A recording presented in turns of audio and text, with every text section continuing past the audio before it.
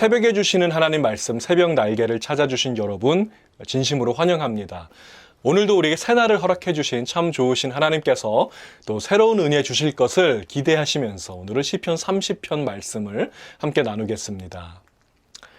여호와여, 내가 주를 높일 것은 주께서 나를 끌어내사 내 원수로 하여금 나로 말미암아 기뻐하지 못하게 하심이니이다.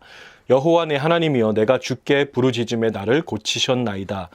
여호와여, 주께서 내 영혼을 스올에서 끌어내어 나를 살리사 무덤으로 내려가지 아니하게 하셨나이다. 주의 성도들아, 여호와를 찬송하며 그의 거룩함을 기억하며 감사하라. 그의 노염은 잠깐이요 그의 은총은 평생이로다. 저녁에는 울음이 깃들일지라도 아침에는 기쁨이 오리로다. 내가 형통할 때에 말하기를 영원히 흔들리지 아니하리라 하였도다. 여호와여, 주의 은혜로 나를 산같이 굳게 세우셨더니 주의 얼굴을 가리심에 내가 근심하였나이다. 여호와여, 내가 주께 부르짖고 여호와께 간구하기를 내가 무덤에 내려갈 때에 나의 피가 무슨 유익이 있으리요? 진토가 어떻게 주를 찬송하며 주의 진리를 선포하리이까? 여호와여, 들으시고 내게 은혜를 베푸소서. 여호와여, 나를 돕는 자가 되소서 하였나이다. 주께서 나의 슬픔이 변하여 내게 춤이 되게 하시며 나의 베옷을 벗기고 기쁨으로 띠띠우셨나이다. 이는 잠잠하지 아니하고 내 영광으로 주를 찬송하게 하심이니 여호와 나의 하나님이여, 내가 주께 영원히 감사하리이다. 아멘. 지난 화요일 아침에 있었던 그 목회자 소그룹 성경 공부에서 이런 질문이 있었습니다. 하나님께서는 이번 이 코로나 바이러스 팬데믹을 통해서 이 세상 사람들이 무엇을 깨닫게 되기를 원하실까요? 이런 질문이었습니다. 참여하신 그 목사님 중에 한 분께서 이렇게 대답을 하셨어요. 사실 이번 팬데믹을 통해서 이 세상 사람들보다 우리 그리스도인들이 더 많은 것을 깨닫게 된 것 같습니다. 특별히 목회자로서 새롭게 깨닫게 된 것이 참 많습니다. 이렇게 대답을 하셨습니다. 저는 그 말을 들으면서 참 많은 공감을 하게 되었는데요. 이 코로나 바이러스는 우리 그리스도인들의 삶에 정말 많은 변화를 가져다 주었죠. 어떤 분은 지각 변동이라고까지 표현하셨는데요. 이 최근 7개월 동안에 우리의 어떤 교회, 또 예배, 봉사, 섬김, 헌금, 구제, 공동체 등등에서 이 신앙생활에 관한 전반적인 것에 엄청난 변화가 많이 일어났습니다. 우리가 예전에 자주 하던 말 중에요. 교회는 건물이 아니다. 교회는 건물이 아닙니다. 이런 말 참 많이 했잖아요. 그런데 실제로 건물을 빼앗겨 보니까 어때요? 그 말이 무슨 뜻인지를 더 확실하게 알게 되었다는 것입니다. 건물이 없을 때도 우리가 정말 교회의 모습을 유지할 수 있을까? 건물이 없어도 우리가 교회로서의 기능을 잘 할 수 있을까? 이러한 질문에 대한 고민을 처음으로 하게 된 것이죠.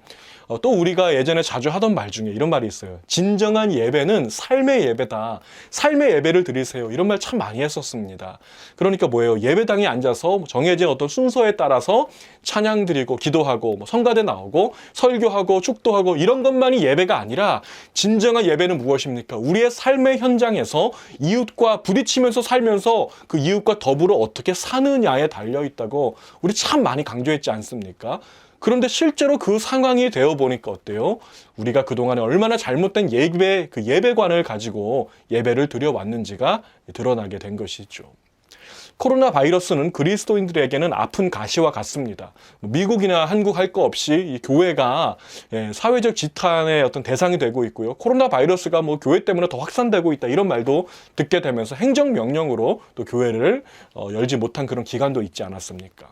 여러분, 이런 고통이 있을 때 우리가 가져야 할 마음의 자세가 있습니다. 무엇일까요? 왜 하나님께서는 이런 고통을 우리에게 허락해 주셨을까? 바로 이런 것입니다.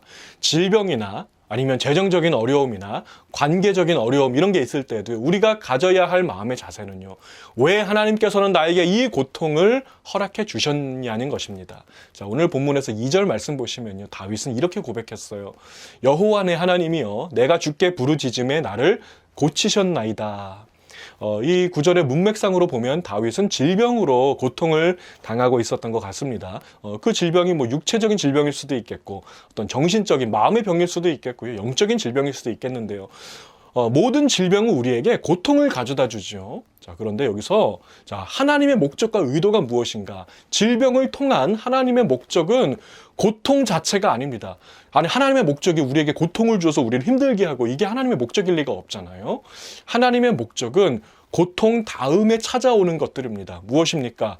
부르짖음에 고치셨나이다. 바로 이것입니다. 하나님께 부르짖으면, 하나님께로 우리가 돌아가기만 한다면 우리 하나님은 우리의 상처를 고쳐주시고 아픔을 치유해 주시는 치료의 하나님이 되심을 믿습니다. 그러므로 고통의 정체는 하나님께로 빨리 유턴해서 돌아가라고 하는 영적 신호등인 것입니다. 호세아 6장 1절 말씀 보시면요, 오라 우리가 여호와께로 돌아가자. 여호와께서 우리를 찢으셨으나 도로 낫게 하실 것이요 우리를 치셨으나 싸매어 주실 것임이라. 아멘. 자, 여기 보시면요, 하나님께서 우리를 치신다고요. 하나님이 우리를 찢으신다고요.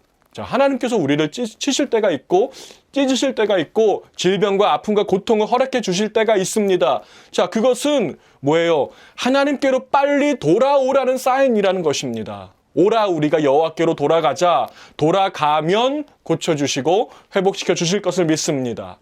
자, 다시 본문으로 돌아와서 5절 말씀을 보겠습니다. 그의 노염은 잠깐이요 그의 은총은 평생이로다. 저녁에는 울음이 깃들일지라도 아침에는 기쁨이 오리로다. 아멘. 자, 하나님께서는 때로 징계하십니다. 자, 그러나 그 징계는요, 영원한 징계가 아니에요. 잠깐 우리 곁에 머물러서 우리를 깨닫게 하기 위해서 이 징계라는 도구를 사용하실 뿐입니다. 그 예전에 김수철이라고 하는 가수가 부른 이 노래 중에 정신 차려라고 하는 제목의 노래가 있습니다. 저는 하나님의 징계가 저에게 잠시 찾아올 때 그 노래를 생각나곤 합니다. 아, 빨리 정신 차려야겠다. 하나님께서 사인 주실 때 얼른 정신 차리고 주님께 돌아가야겠다. 저는 이런 마음을 갖습니다. 돌아가기만 하면 금세 회복될 것을 믿습니다. 저녁에는 울음이 깃들일지라도 아침에는 기쁨이 올 것을 믿습니다. 여러분, 이 세상에는요, 잠깐 이렇게 머물다 가는 게 있고요, 영원한 것이 있습니다. 하나님의 진노는 잠시입니다. 곧 사라질 것입니다. 그러나 하나님의 은총은 영원합니다. 육신의 것은 잠시입니다. 그러나 영적인 것은 영원합니다. 우리가 현재 당하고 있는 고난도 잠시입니다. 코로나도 잠시입니다. 그러나 우리에게 부어주실 하나님의 은혜는 영원한 것입니다. 본문 11절 말씀 보시면요, 하나님은 우리의 슬픔을 즐거운 춤으로 바꿔주시는 분이라고 했습니다. 주께서 나의 슬픔이 변하여 내게 춤이 되게 하시며 나의 베옷을 벗기고 기쁨으로 띠띠우셨나이다. 아멘. 여기서 베옷이라고 한 것은요, 슬픔을 상징하는 옷입니다. 새번역 성경으로 보시면 베옷을 상복이라고 또 번역을 했습니다. 그런가 하면 기쁨으로 띠를 띠운다는 것은 어떤 걸까요? 화려한 파티 드레스를 입는다, 이런 관점인 것입니다. 하나님은요, 여러분의 슬픔을 즐거운 춤으로 바꿔주실 뿐 아니라 슬픔의 상징인 그 상복을 벗겨주시고 화려한 파티 드레스를 입혀주시는 분이라는 것입니다. 저는 우리 성도님들이 가능하면 슬픔이 전혀 없고 기쁨만 가득한 인생을 사시기를 바랍니다. 그리고 분명 우리 하나님의 마음도 동일한 마음일 것이라고 저는 믿습니다. 그런데 여러분, 한번 생각해 보세요. 슬픔이 뭔지를 모르는 사람은요, 기쁨의 의미를 다 알 수 없을 것입니다. 어둠이 뭔지 모르는 사람은 빛의 위대함을 알 수 없는 것입니다. 질병에 한 번도 걸려본 적이 없는 사람은 그 치료의 감격을 누릴 수가 없다는 것이죠. 하나님께서 우리에게 슬픔과 어둠과 질병을 잠시 허락하시는 그 이유는, 그 목적은 진정한 기쁨과 빛과 치료의 감격을 여러분에게 누리게 하기 위해서 주시는 것입니다. 제가 예전에 봤던 그 만화 영화 중에 인사이드 아웃이라고 하는 제목의 이 만화 영화, 우리 아이들하고 같이 봤었는데요. 여기 보시면 주인공이 그 하키를 하는 그 여자 아이였어요. 하키 그 팀이 경기에서 패했을 때 그 경기 졌으니까 얼마나 슬프겠어요. 그 슬픈 감정과 눈물 이런 것 때문에 이제 외롭게 이렇게 있을 때 그 슬픔이 있었기 때문에, 그 눈물이 있었기 때문에 그 동료들이 찾아와서 주인공 손을 잡아주고 주인공을 위로해주고 안아주고 결국 기쁨으로 마무리되는 어떤 그런 내용이었습니다. 여러분, 슬픔이 없이는 기쁨도 없습니다. 하나님의 백성들에게도 슬픔이 있어요. 하나님의 징계도 있습니다. 때로는 고통도 주십니다. 자, 그것들은 잠깐 있다가 없어지는 것들입니다. 영원한 기쁨을 여러분들에게 안겨주시기 위해서 여러분을 준비시키시는 준비 과정이라는 것을 믿으시기 바랍니다. 주 안에서 사랑하는 우리 성도 여러분, 이 코로나 바이러스로 팬데믹으로 많이 힘드십니까? 그 고통은 잠깐 머물다가 사라질 것들입니다. 그의 노염은 잠깐이요 그의 은총은 평생이로다. 저녁에는 울음이 깃들일지라도 아침에는 기쁨이 오리로다. 아멘. 여러분, 아침은 분명히 옵니다. 분명히 올 것입니다. 어둠 거치고 새로운 태양이 반드시 떠오를 것입니다. 여러분의 슬픔을 기쁨으로 변화시켜 주실 하나님의 능력을 기대하시기 바랍니다. 바로 그러한 충만한 기쁨으로 가득 찬 저와 여러분의 이 하루가 되기를 우리 주님의 이름으로 축복을 드립니다. 기도하시겠습니다. 사랑과 은혜가 풍성하신 하나님 아버지 감사합니다. 오늘 말씀을 통해서 우리의 슬픔을 춤으로 바꾸시고 우리의 상복을 기쁨의 파티 옷으로 바꿔주시는 그 하나님의 놀라운 사랑을 또 묵상해 봅니다. 하나님, 우리에게 때로는 고통도 주시고 아픔도 주시고 질병도 주시고 어려움도 주시지만 그것을 통해서 진정한 기쁨과 치료의 은혜가 무엇인지를 알기 원하시는 주님, 그 주님의 원대한 목적과 뜻을 알고 주님께 순종할 수 있는 저희들이 될 수 있도록 인도하여 주시옵소서.